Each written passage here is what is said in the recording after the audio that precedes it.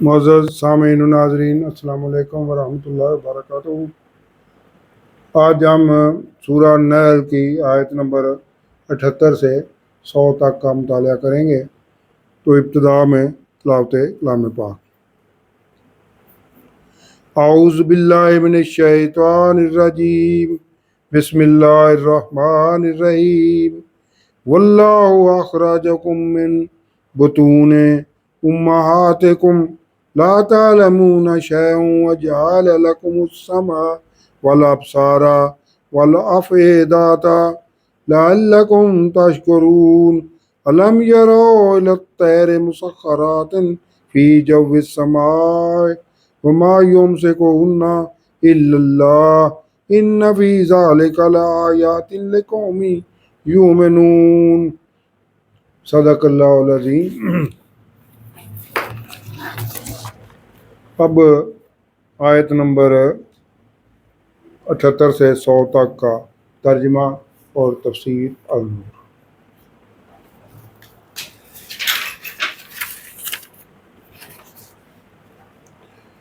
اور اللہ نے تمہیں تمہاری ماؤں کے پیٹ سے نکالا جب تم کچھ نہیں جانتے تھے، یعنی انتہائی کمزور اور محتاج تھے، اور نہ ہی کوئی عقل و شعور رکھتے تھے، اور پھر تمہارے عقل و شعور کے لیے تمہیں کان، آنکھ اور عقل دی تاکہ تم شکر کرو۔ یہ حصہ جو پچھلا پڑھا ہے ہم نے کل، تو یہ اللہ تعالیٰ سارا اپنی توحید کی طرف لا رہا ہے اپنی نشانیاں بتا کر۔ تو یہ عقل کے لیے، عقل والوں کے لیے کہ غور کریں کہ اس کے یہ خالق کائنات اللہ رب العزت کے سوا اور کون کر رہا ہے۔ اور پھر تمہارے عقل و شعور کے لیے تمہیں کان، آنکھ اور عقل دی تاکہ تم شکر کرو۔ کیا یہ نہیں دیکھتے کہ پرندے آسمان کی فضا میں کیسے حکم کے پابند ہیں، اور اللہ کے سوا انہیں کوئی نہیں روک سکتا؟ بے شک اس میں نشانیاں ہیں ایمان والوں کے لیے۔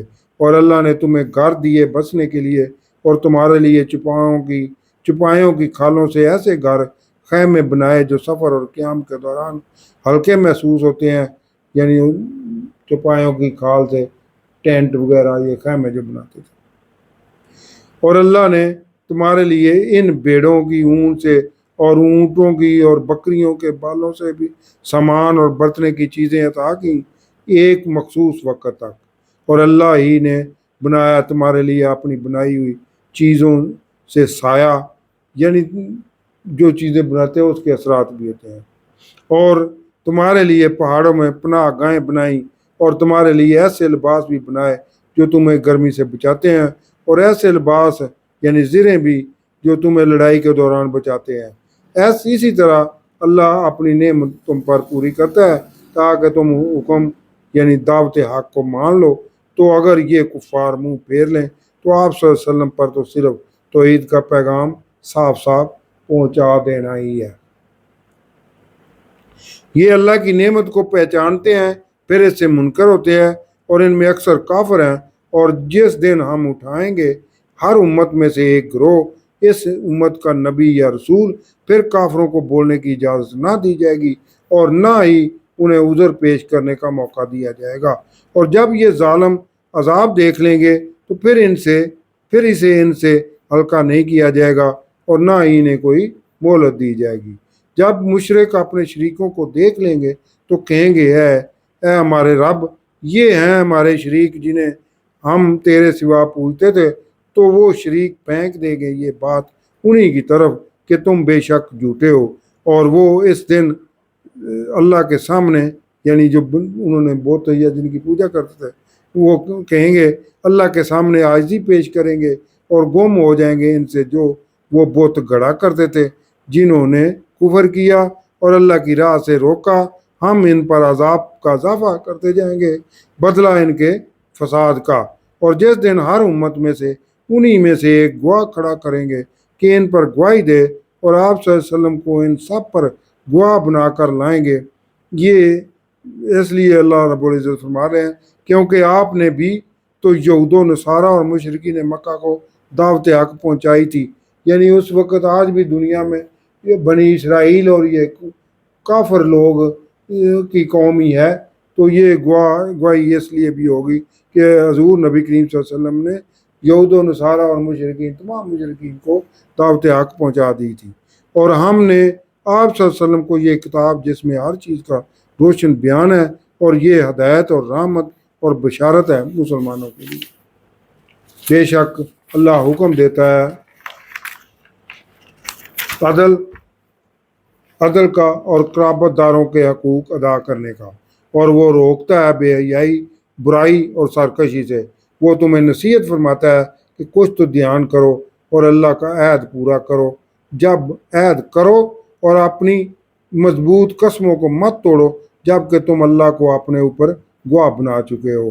بے شک اللہ جانتا ہے جو تم کر رہے ہو، اور اس عورت کی طرح نہ ہو جاؤ جس نے اپنا سوت مضبوطی کے بعد ٹکڑے ٹکڑے کر دیا، اور اپنی قسموں کو اپنے درمیان دخل اندازی کا ذریعہ بناتے ہو کہ کہیں ایک قوم دوسری قوم سے زیادہ نہ ہو جائے۔ اللہ تو اس سے تمہیں آزماتا ہے کہ اے کافرو، جب بنی اسرائیل سے نبوت ہٹا کر بنو اسماعیل میں رکھی ہے، اسے مانتے ہو یا نہیں مانتے؟ وہ اللہ قیامت کے دن ضرور ظاہر کر دے گا جس میں یہ لوگ اختلاف کرتے تھے، اور اگر اللہ چاہتا تو تمہیں ایک ہی امت بنا دیتا، مگر وہ گمراہ کرتا ہے جسے چاہتا ہے اور ہدایت دیتا ہے جسے چاہتا ہے۔ اور تم سے تمہارے اعمال کا ضرور پوچھا جائے گا، اور اپنی قسموں کو اپنے درمیان دھوکے کا ذریعہ نہ بناؤ کہ کہیں کوئی قدم جمنے کے بعد پھسل نہ جائے اور تمہیں عذاب کا مزہ چکھنا پڑے۔ بدلہ اس کا کہ تم نے اللہ کی راہ سے لوگوں کو روکا، اور تمہیں بڑا عذاب ہوگا، اور اللہ کے اس عہد کے بدلے تھوڑی قیمت نہ لو۔ بے شک جو اللہ کے پاس ہے وہ بہت بہتر ہے تمہارے لیے اگر تم جانتے ہو۔ جو تمہارے پاس ہے وہ ختم ہو جائے گا، اور جو اللہ کے پاس ہے وہ باقی رہنے والا ہے، اور ہم صبر کرنے والوں کو وہ صلہ دیں گے جو ان کے بہترین اعمال کے مطابق ہوگا۔ جس نے بھی نیک عمل کیا، وہ مرد ہو یا عورت، لیکن ہو اہل ایمان، تو ہم اسے دنیا میں اچھی زندگی دیں گے، اور آخرت میں بھی ہم انہیں ان کے بہترین اعمال کے مطابق اجر دیں گے۔ تو جب آپ صلی اللہ علیہ وسلم قرآن پڑھیں تو اللہ کی پناہ مانگ لیا کریں شیطان مردود سے۔ یہ اہل ایمان کو بالخصوص کہا جا رہا ہے۔ بے شک اس کا کچھ زور نہیں چلتا جو ایمان لائے اور اپنے رب ہی پر توکل کرے، اور اس کا زور تو انہی پر چلتا ہے جو اس سے دوستی کرتا ہے، یعنی جو شیطان سے دوستی کرتا ہے اور اسے اللہ کے ساتھ شریک ٹھہراتے ہیں۔ صدق اللہ العظیم۔